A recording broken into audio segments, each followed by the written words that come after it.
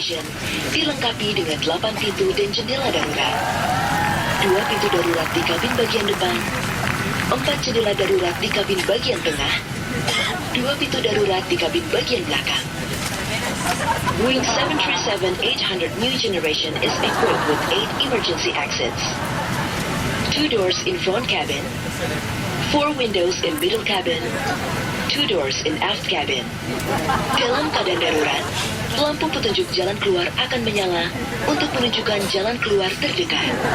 The emergency exit lights will illuminate during emergency situation and will guide you towards the exit nearest to you. Baju pelampung Anda terdapat di bawah. Jadi SPG pulsa ya? No. Saya pramugari, saya ngarahin. Tapi kan saya mau pramugari yang unik.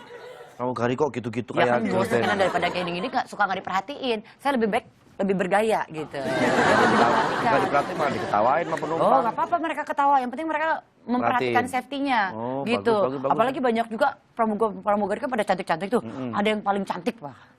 Wadah, saya pernah ketemu. Saya ya. Enggak. Jadi saya kan nggak pramugari. Waktu itu saya naik pesawat. Wah, kemana itu Pak? Ke Ciledug kalau nggak salah. Pramugari cantik banget Pak. Iya memang pramugari itu justru itu tahu namanya? Pilihan kalau mau jadi pramugari itu nggak bisa sembarangan. Harus dari sesuai kategorinya, tingginya, pendidikannya, semua tuh harus ada. Ini saya pernah kenalan sama pramugari cantik banget juga. Pramugari Pak. di mana? Bahkan dinobatkan sebagai pramugari tercantik di dunia. Oh iya, pramugari di mana tuh? Namanya Liu Miao. Dia memulai karirnya sebagai pramugari di tahun 2010. Selain karena cantik, dia juga memiliki keahlian yang baik, semangat kerja yang tinggi, dan dikenal sebagai sosok yang sangat menyenangkan. Karena mendapat penilaian padanya, berbagai penilaian padanya, akhirnya mendapat predikat pramugari paling cantik di dunia. Dari World Air Stewardess Association atau WASA. Jadi memang mungkin tiap tahunnya ada pemilihan kandidat pramugari tercantik di dunia. Bukan cuma dari paras aja Pak. Iya. Dari cara pembawaannya dan lain sebagainya. Attitude-nya ya. Iya, karena kita masuk ke dalam segmen Tahukah Kamu?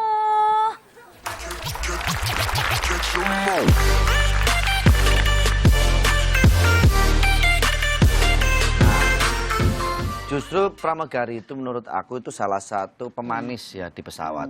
Makanya harus pramugari itu harus yang bagus supaya penumpang-penumpangnya tuh ngelihatnya tuh senang. Ya makanya gitu. saya juga ngasih ide tuh ada beberapa ya maskapai itu yang dikasih pengarahan safety tuh unik.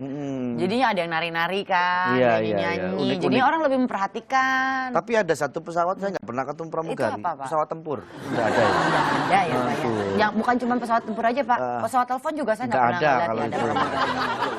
Halo. Baik. Ini waduh. Ya, ada apa? Kenapa nih? Nawarin jam?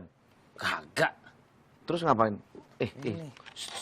Jangan bawa-bawa gini nih. Ini kan lagi nggak ada built-in. Lu merek-merek gini lu bawa. Merek apaan sih? Ini quartz nih. Quartz. Quartz bukan merek. Itu bukan brand, Bang. Coba diperhatiin deh, setiap jam tangan pasti rata-rata ada quartznya. Iya ada. Oh, ini bukan merek. Bukan. Beli jam tangan yang merek quartz, kayaknya bukan deh itu. Bukan, Nagoya doang, Nagoya. Nagoya iya, itu merek. Enggak ada Nagoya. Ini di spidol sendiri. Enggak, tadinya itu pakai pakai rugos. NG belakangnya. Nagoyang. Dan ini jam juga antik nih. Suka-suka Bang Andre aja mau jam berapa? Set. Oh, bolong jamnya. Enggak usah deh. Oke jadi nih. Enggak usah. Oh ya udah kalau gitu dah. Ternyata kok banyak orang juga mikir gitu kalau quartz itu Iya, brand, nama tapi ternyata tuh brand. quartz itu nama merek loh. Bukan. Ternyata bukan. Jadi quartz itu artinya teknologi mesin pada jam tangan. Teknologinya itu ditemukan tahun 1969. Yang bikin beda adalah akurasi jam tangan itu lebih baik dengan jarum pada mesin quartz akan bergerak per 1 detik, jadi 1 beat per second. Kenapa namanya quartz? Asalnya dari nama-nama komponen utama dari mesin tersebut.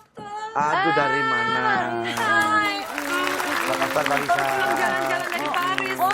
Dari mana Paris? Dari Paris ini Pak Albert. Albert. Ya. Albert, Iya. Dari Kebetulan saya pengusaha. Ampun, luar biasa loh, dedikasi tinggi. Baru landing langsung jemputnya Langsung ke sini. kesini. Nggak capek apa? Lumayan Lumayan. Lemes Tapi sih. jarak Paris ini tuh berapa jauh ya? Kalau naik pesawat sih kalau nggak salah 12 jam nonstop. Paris lumayan Pegel juga ya, tuh Pak. pegel Iya 12 betul. jam ya. Jadi agak lemes, jet lag. Tahu nggak sih ada penyakit namanya Paris syndrome? What's Paris Nah, syndrome? kan dari Paris nih. Iya. Mungkin pernah dengar ada Di Paris sana- syndrome. Aku sih belum pernah dengar tapi Belum pernah. penasaran nih. Wah. Ini ada Paris syndrome, ini adalah perasaan mengerikan yang dirasakan ketika menyadari kota indah seperti Paris itu tidak seperti yang dibayangkan. Aneh ya? Emang gitu ya? Oke, jadi ada para turis itu akan dicekam kecemasan, kombinasi gejala fisik dan psikologis yang sangat tidak menyenangkan. Gejala Paris syndrome ini akan berbeda pada setiap orang yang mengalami. Beberapa orang takut untuk berpergian dalam waktu yang lama. Sebagian menderita pusing, halusinasi, dan depresi. Oh, ada yang kayak gitu ya. Ini mungkin kayak berharap terlalu banyak pas ngeliat, oh nggak seperti yang dibayangkan, itu namanya Paris syndrome. Ini kan berhubungan dengan psikologi kita ya. Iya tadi sih sebenarnya udah sempat kita tanya ya sama salah satu psikolog kita, Dr. Eva. Tapi emang ternyata itu bukan sebuah penyakit justru, kayak culture shock gitu. Dia syok aja. Syok aja, panik aja. Jadi mungkin gitu. harapan kita terlalu tinggi Iya, jadinya iya, ya. iya. Jadi mungkin masih bisa di Perbedaan ketemukan. antara ekspektasi dan realita. Betul, iya. Hanya ekspektasi semata. Iya, ada teman saya gitu ekspektasinya kepengen foto di Menara Paris itu, Ya. tapi realitanya di Menara Sutet. Nah, Oke, ini ada juga nih tahukah kamu, memang di pagi-pagi itu kasih informasi karena kita hadir untuk mengengahkan Mengengahkan masyarakat. masyarakat. Betul, bagus. Masyarakat pada emes. Tahukah kamu dengan teknologi aplikasi pengenal wajah orang itu bisa mengetahui banyak informasi tentang kita? Wih. Untuk mencari tahu data dari identitas seseorang saat ini jadi lebih mudah. Fotografer asal Rusia, Egor Shevkov, ya, coba untuk membuktikannya. Dia memfoto 100 orang secara acak, lalu menggunakan aplikasi Find Face untuk melacak profil mereka. Dan ditemukan dengan mudah data orang yang memiliki wajah serupa dengan hasil foto Igor. Seru ya? Agak mengerikan juga ya. Agak mengerikan juga Mereka tahu loh. semua hidup kita gitu kan. Iya, jadi itu apa kayak seperti reverse-nya. Jadi kita bisa masukin fotonya, habis itu nanti keluar data-datanya. Ah, ini orangnya yang ini. Tapi kayak di handphone aja kalau dilihat di galerinya, Iya. lihat deh, kita udah di kotak-kotakin kan. Betul, Berdasarkan udah tahu. wajah, muka dia udah tahu. Ini siapa, ini Iya. siapa, ini Oh, siapa. gitu ya. Emang Makin teknologi canggih. zaman sekarang antara kita membutuhkan tapi juga Takut menyalahkan. kebablasan. Iya. Tuh, coba kita lihat nih ada beberapa foto yang habis kita stalkerin Marisa ya. Oh my god. Oh, itu Elevator sebelahnya, ya. sebelahnya Mang Elevator Saswi selfie bukan? ya. Ya, Mang Saswi ya, bukan ya. Ya kadang-kadang kalau kita di lift dan refleksinya lagi lumayan bagus gitu. Apalagi kalau refleksinya lagi bikin kurus aja. Iya, rasanya sekali ada elevator selfie. Iya. Ini lagi acara apa nih? Oh, itu lagi kumpul buat apa kayak Christmas gathering lah. Jadi teman-teman di Bali lagi ngumpul satu keluarga, ada adik-adik saya juga. Tapi keluarga semua udah di Indonesia? Atau? Bapak masih di Jerman, adik aku yang satunya tinggal di Bali, yang satunya tinggal di San Diego. Oh, San bentar-bentar Diego. dong ya. Karena itu kita bilang ya udah deh tahun ini kita ketemu di Indonesia semua. Itu siapa yang geletak ke situ? Di mana ini Marisa ini? Itu di Shibuya. Shibuya. Shibuya, Di apa Jepang. di Shibuya Crossing Kalau yang Shibuya orang nggak kenalin kalau di sana ngomongnya nggak. Itu kamu waktu Shibuya. tiduran. Waktu kamu tiduran gitu orang-orang pada ngeliat-ngeliat. Bodoh amat kayaknya kayaknya ya. karena emang di Tokyo jadi merasa aduh udah Terserah. biasa Udah gitu biasa. kan. Nah ini sama siapa ini? Ini sama Felicity Jones yang main di film Star Wars Rogue One. Oh iya. Iya. Ini bukan Madame Tussauds kan? Bukan. Soalnya waktu itu aku emang ke Jepang dan dapat kesempatan untuk interview castnya, Waduh. Felicity, Diego, sama juga Gara-gara film directornya gitu. Oh, keren. Dia langsung ngehits banget Dan ya. dia tuh baik banget Dan orangnya. gokil. She's like so Instagramnya. cute and so Ini yang di Rogue beautiful. One, Iya. di Rogue iya. One kan. Iya. Waktu di film itu kelihatannya biasa tapi sih cantik banget ya.